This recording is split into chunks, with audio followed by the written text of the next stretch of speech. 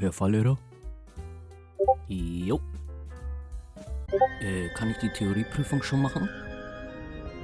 Warte, lass mich mal kurz nachgucken. Nein? Aber wieso? Ich wollte doch meinen Führerschein schnell machen. Ey, du hast noch nie in deinem Leben auch nur einen Prüfungsbogen gemacht. Wie willst denn du bitte so eine Prüfung bestehen? Hä? Was für Bogenhalter? Haha, Murat, du Esel. Ja genau, änder mal lieber deinen Namen, bester Fahrschüler. Außerdem sehe ich gerade, du warst ja noch nie bei der Fahrschule. Hä, was für Fahrschule? Nein, wallah, Spaß, Mann. Was ist jetzt? Kann ich Prüfung machen oder nicht? So, und damit sowas in Zukunft nicht mehr passiert, zeige ich euch eben, wie man am besten und effektivsten für die Theorieprüfung lernt. Doch zunächst einmal, welche Voraussetzungen brauche ich überhaupt für eine Theorieprüfung? Erstmal ganz wichtig, ihr müsst natürlich bei einer Fahrschule angemeldet sein. Dort habt ihr dann auf Klasse B bezogen 14 Pflichtstunden für die Theorie. Allerdings sind dies Doppelstunden, also 2 mal 45 Minuten. Also insgesamt 14 mal 90 Minuten. Und euer Führerscheinantrag beim Straßenverkehrsamt muss fertig bearbeitet sein. Dies dauert in der Regel 2 bis 3 Wochen. Aber auf den Führerscheinantrag komme ich später nochmal kurz drauf zurück. Und ganz wichtig ist hier, euer Fahrlehrer muss sicherstellen, dass ihr gelernt habt. Also wenn ihr die Bögen nicht drauf habt, kann euer Fahrlehrer so sagen, nö, ihr geht nicht zur Prüfung. Obwohl ihr eure Pflichtstunden abgeleistet habt. Damit ihr vernünftig lernen könnt, müsst ihr jetzt erstmal wissen, wie so eine Prüfung eigentlich abläuft. Die Prüfung findet immer an einer externen Prüfungsstelle statt. In den meisten Fällen ist dies DEKRA oder TÜV. Dann bekommt jeder Schüler einen Platz mit PC oder Tablet zugewiesen, wo dann im Anschluss jeder einen zufälligen Prüfungsbogen bekommt. Aber gucken wir uns diesen Prüfungsbogen mal genauer an. Jeder Prüfungsbogen besteht aus insgesamt 30 Fragen. Sie beinhalten Gefahrenlehre, Verkehrsverhalten, natürlich Vorfahrt und Vorrang. Dann habt ihr ein paar Verkehrszeichen mit drin, ein paar Fragen bezogen auf Umweltschutz und Technik. So, die Aufgaben selber, sowohl die Videofragen als auch die normalen Bildfragen, sind sogenannte Multiple-Choice-Aufgaben. Dies bedeutet, es muss immer mindestens eine Antwort richtig sein. Es können allerdings auch 2 Antworten richtig sein oder im Höchstfall können auch alle 3 richtig sein. Dann habt ihr noch Aufgaben, wo man die Antwort selber eintragen muss. Man muss sagen, sie sind aber relativ verständlich. So, jetzt kommen wir zu den Fehlerpunkten und wie diese gewertet werden. Ihr habt unter jeder Frage Zahlen von 2 bis 5. Dies sind die Fehlerpunkte der jeweiligen Frage. Hierbei spielt keine Rolle, wie viele Antworten ihr in der Frage selber falsch macht. Man bekommt immer die volle Fehlerpunktzahl angestrichen. Also spielt es keine Rolle, ob ihr einen Fehler in der Frage habt oder alle 3 falsch sind. Nur wie viele von diesen Fehlerpunkten darf ich eigentlich haben? So, von diesen 30 Prüfungsfragen sind erstmal 20 Grundwissen und 10 Zusatz für Klasse B. In diesem Beispiel beziehe ich mich nur auf die Klasse B, weil sonst wird das Video einfach zu lang werden. Du sag mal, wie ist das denn jetzt mit den Fehlerpunkten? Das ist relativ simpel. 0 bis 10 Fehlerpunkte ist Prüfung bestanden. 11 bis 100 Fehlerpunkte nicht bestanden. Eine Sache ist hier aber noch super wichtig, die ihr unbedingt auf dem Schirm haben müsst. Vorfahrtsfragen haben immer 5 Fehlerpunkte. Sollte das dann vorkommen, dass ihr in einem Bogen 2 Vorfahrtsfragen falsch habt, wäre man hier mit 10 Fehlerpunkten durchgefallen. Dies ist aber auch die einzige Ausnahme, wo man mit 10 Fehlerpunkten durchfallen würde. Auf das Vorfahrtsthema gehe ich aber gleich nochmal kurz ein, weil es extrem wichtig ist. Spitzt die Ohren, weil jetzt kommen wir zu dem wichtigsten Punkt, wie man am schnellsten und am effektivsten für die Theorieprüfung lernt. Im Normalfall bekommt ihr alles von eurem Fahrlehrer, was ihr zum Lernen braucht. Dies beinhaltet in erster Linie die App zum Bögenlernen und in der Regel ein Buch, wo man alles Wichtige nachlesen kann. Zu dem Buch kann ich euch später nochmal einen kleinen Tipp geben, also bleibt dabei. Ihr habt natürlich auch die Möglichkeit, euch anderweitig im App Store zu bedienen und euch da irgendwas runterzuladen, womit ihr die Bögen lernen könnt. Nur als Fahrschüler würde ich mir das, glaube ich, zweimal überlegen, weil man muss schon dazu sagen, dass wenn ihr das bei eurem Fahrlehrer kauft, ihr die Sicherheit habt, dass das auch zu 100% die richtigen Fragen sind. Und bei den Sachen aus dem App Store hat man halt eben nicht die 100%ige Sicherheit, auch wenn die das vielleicht behaupten. Man muss aber auch dazu sagen, falls euer Fahrlehrer das behauptet, dass man auf gar keinen Fall verpflichtet ist, den Kram bei der Fahrschule zu kaufen. Wenn ich ehrlich bin und ich wäre ein Fahrschüler, würde ich es aber machen.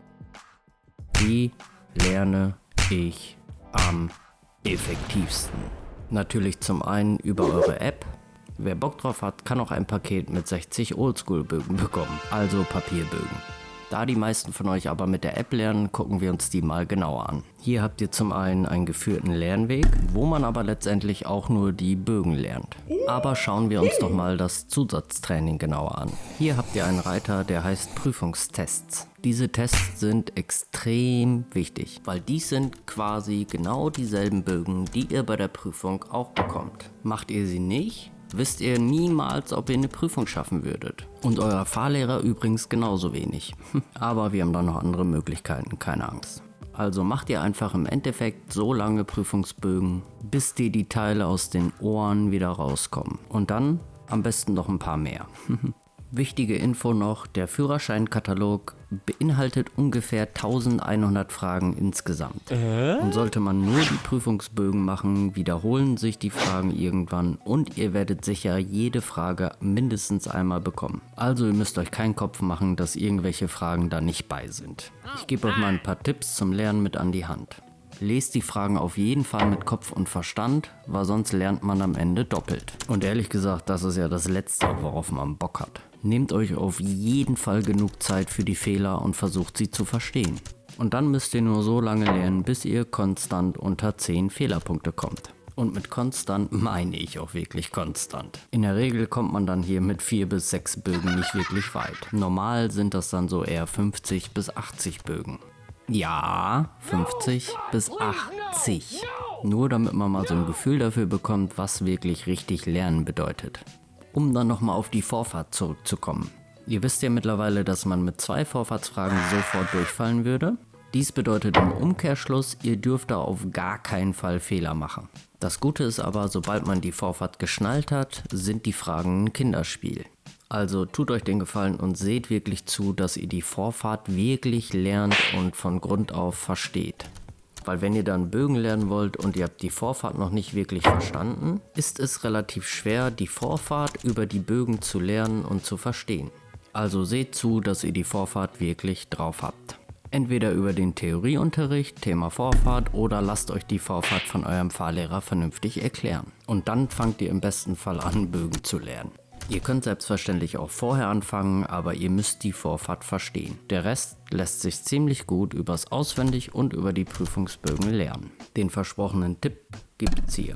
Jede Frage im Prüfungsbogen hat eine eigene Nummer. Mit dieser Nummer könnt ihr im dazugehörigen Buch, welches ihr bekommt, hinten im Register nachschlagen, auf welcher Seite genau sich die Antwort für euer Problem befindet. Also kann euch das beim Lernen extrem weiterhelfen. Denkt ein bisschen daran, die Theorie zu bestehen ist reine Fleißsache. Lernt ihr genug, besteht man zu 100%. Ihr müsst nur wissen, was und wie man vernünftig lernen sollte. Aber für dieses Problem habt ihr jetzt das Video. Zum Ende habe ich noch mal ein paar wichtige Infos, die vielleicht ganz interessant sind. Auf welchen Fremdsprachen kann die Theorieprüfung abgelegt werden?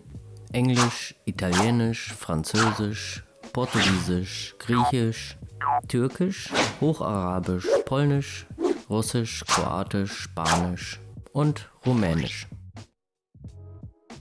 Voraussetzungen für die Theorieprüfung: Anmeldung bei einer Fahrschule, vorhandene Pflichtstunden bei Klasse B 14, der Führerscheinantrag muss bearbeitet sein, ihr müsst ausreichend gelernt haben und das Mindestalter beträgt hier 3 Monate vor dem 17. Geburtstag bei BF 17 und 3 Monate vor dem 18. Geburtstag bei Normalklasse B. Wie viel Zeit hat man für die Theorieprüfung? Offiziell heißt es vom TÜV, für die Beantwortung der Fragen steht Ihnen ausreichend Zeit zur Verfügung. Aber länger als 45 bis 60 Minuten sollte man eigentlich nicht brauchen. Was müsst ihr zur Theorieprüfung dabei haben? Ausweisdokument oder Reisepass? Kosten der Prüfung 25 bis 30 Euro. Entweder Bargeld oder zur Sicherheit der Nachweis, dass ihr im Vorfeld schon bezahlt habt. Dann eventuell die Ausbildungsbescheinigung über die 14 abgeleisteten Pflichtstunden. Bei uns ist es so, dass sich da der Fahrlehrer drum kümmert. Also fragt hier am besten im Vorfeld nach. Gültigkeit der Pflichtstunden und Prüfung. Die 14 Pflichtstunden für die Theorie sind genau 2 Jahre gültig. Also müsst ihr quasi innerhalb von 2 Jahren die Theorieprüfung gemacht haben. Falls nicht, laufen die Pflichtstunden ab und müssen nachgeholt werden. Solltet ihr das Glück haben und ihr habt die Theorie schon in der Tasche, habt ihr ein ganzes Jahr lang Zeit, die praktische Prüfung zu bestehen. Solltet ihr das innerhalb dieses Jahres nicht schaffen, so läuft auch die Theorieprüfung ab und sie muss ebenfalls nachgeholt werden. Was passiert, wenn ihr durchfallen solltet? In den allermeisten Fällen kann man dann blind sagen, dass ihr zu wenig gelernt habt. Muss aber auch nicht immer der Fall sein. Macht euch aber keinen Kopf, ihr dürft die Theorieprüfung beliebig oft wiederholen. Man muss nur jedes Mal gesetzlich 2 Wochen warten, bis man die Wiederholungsprüfung antreten kann. Nur denkt ein bisschen dran, wer am Ende 3-mal durchgefallen ist, bekommt ein gelbes Nummernschild und kein weißes. Sorry, der musste sein. Die Leute, die im Grenzgebiet wohnen, die wissen vielleicht warum. Was passiert eigentlich, wenn ihr beim Mogeln erwischt werdet? Dann gilt die Prüfung natürlich als nicht bestanden. Außerdem erhöht sich die Wartefrist für eine eventuelle Wiederholungsprüfung und kann hier sogar bis zu 9 Monate betragen. Welche offiziellen Papiere braucht ihr für euren Führerschein? Passbild biometrisch, einen aktuellen Sehtest, Erste-Hilfe-Kurs, ein Ausweisdokument, 50 € kostet der Führerschein, bei BF17 Schüler Begleitpersonenunterlagen.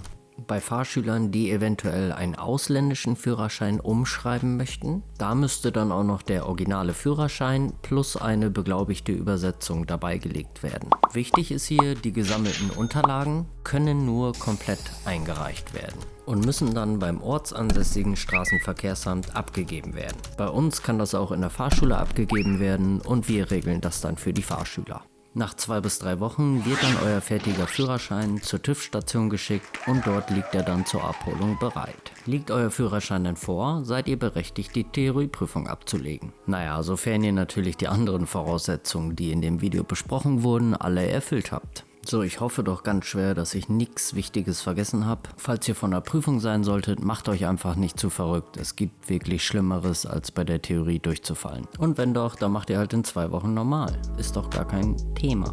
Nur beim 3. Mal müsst ihr dann ein bisschen aufpassen, weil wegen dem gelben Nummernschild, ihr wisst ja. Vertraut mir, wenn man genug lernt und genug Zeit investiert, dann besteht man zu 100%.